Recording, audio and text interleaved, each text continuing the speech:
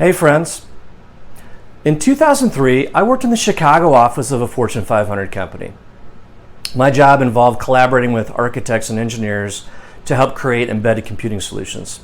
As part of that, we worked on Visios, we compared that with spreadsheets, and we were often scribbling on whiteboards. Back then, the network was primarily wired.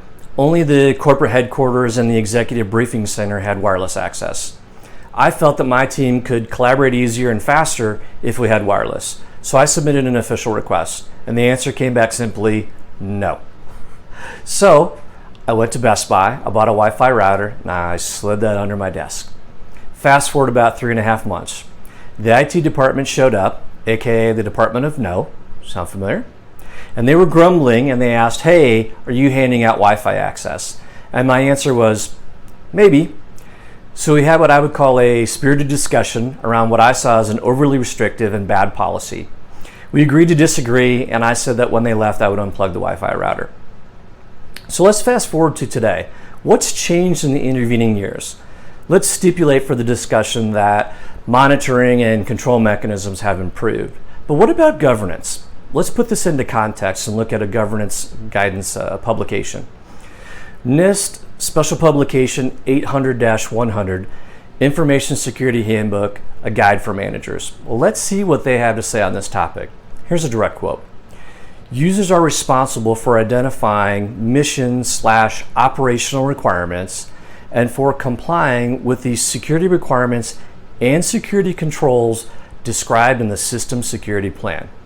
Well, I mean, that sounds really easy, right? Am I picking on the publication a little bit? I am. Overall, I think the NIST publications are excellent. But in this instance, if you look for the word collaborate or collaboration, it shows up exactly 2 times in 178 pages. So what's my larger point? If you don't get input and feedback from the users, they will feel that security is something that's done to them, at them, as opposed to with them. So here's a suggestion. Conduct virtual meetings for your user community and create a 2-way dialogue. Talk to them about unsanctioned apps and explain to them what the risk is to the business, and then flip the script. Ask them what applications and resources they think would help them innovate, create, move faster, be more effective. And then think about ways to mitigate, transfer, or accept that risk. Governance and controls are important to reduce the risk for your business.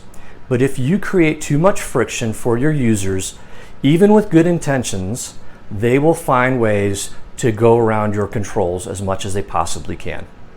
Have other tips on this topic? Hit me up below. Stay safe out there.